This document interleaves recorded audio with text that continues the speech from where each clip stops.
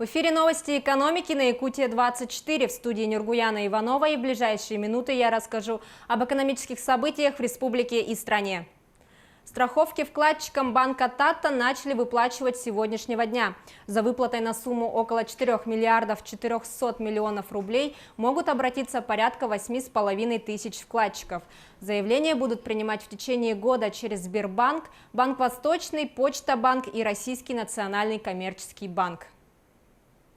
Также для клиентов банка Тата открыли специальное окно в налоговой инспекции. В течение 2 недель в окне номер 9 в порядке живой очереди будут приниматься все заявления и документы, касающиеся возникших проблем в части налогового законодательства, независимо от места постановки на учет клиента банка Тата.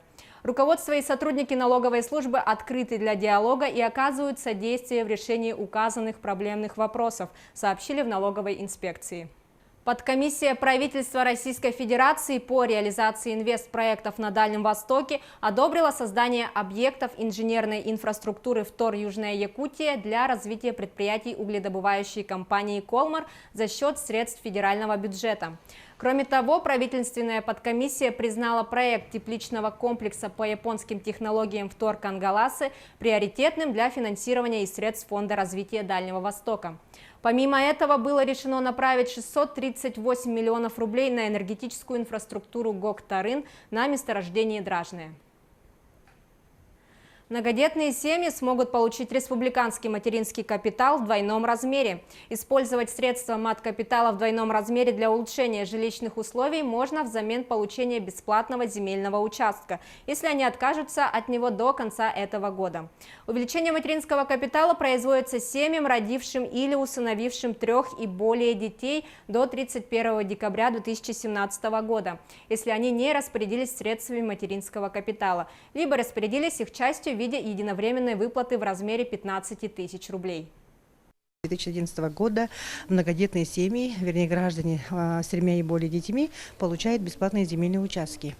И вот сейчас те семьи, которые откажутся от этого права, то есть на право на получение бесплатных земельных участков, у них есть право получить республиканский материнский капитал семья в двойном размере. В 2018 году этот размер установлен в сумме 139 716 рублей.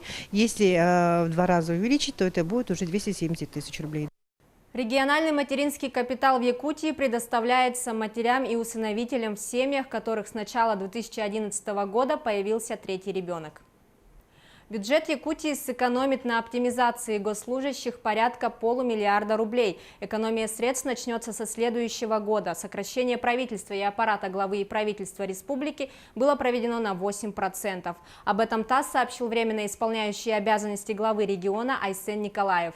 Теперь результаты работы чиновников будут оцениваться не по объему отчетов, а по тому, как реально улучшилась жизнь людей. По каждому направлению и для каждого члена правительства будет разработан отдельный KPI. Основными критериями для всех членов правительства являются компетентность и честность. Правительство и дальше будет меняться. У нас есть много людей в кадровом резерве. Мы дадим им возможность реализоваться, это раз. Во-вторых, мы должны сделать социальные лифты для наших районов. Если мы увидим, что у человека в районе жизнь кипит, а в соседнем при тех же условиях ничего не происходит, то надо дать этому человеку подняться на уровень выше, отметил Айсен Николаев. Процесс замены авиапарка малой авиации начнется с 2021 года. Как сказал Айсен Николаев, альтернативой самолетам Ан-2 и Ан-24 могут быть только самолеты иностранного производства. Предлагаемый вариант воздушного судна Ил-114 не очень подходит для условий Якутии.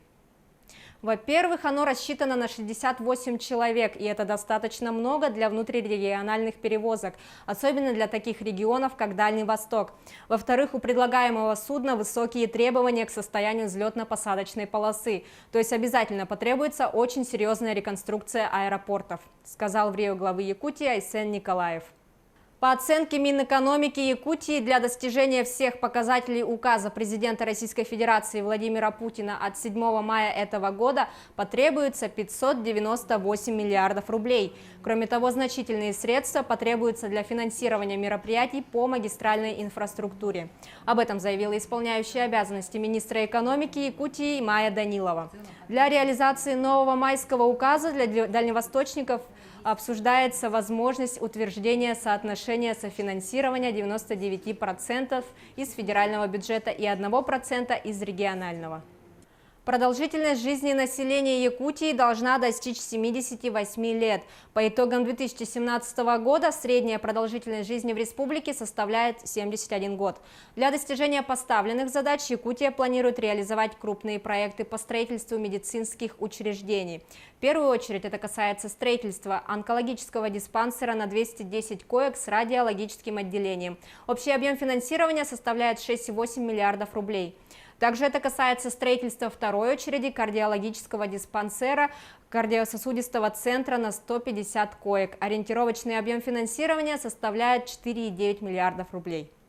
Также к 2024 году долю аварийного жилья в Якутии планируется довести до средних показателей России – 0,5%. Для этого республике необходимо ликвидировать более 1 миллиона квадратных метров аварийного жилья, а это около 96 миллиардов рублей. На этом у меня все. Оставайтесь в курсе экономических событий на Якутия 24.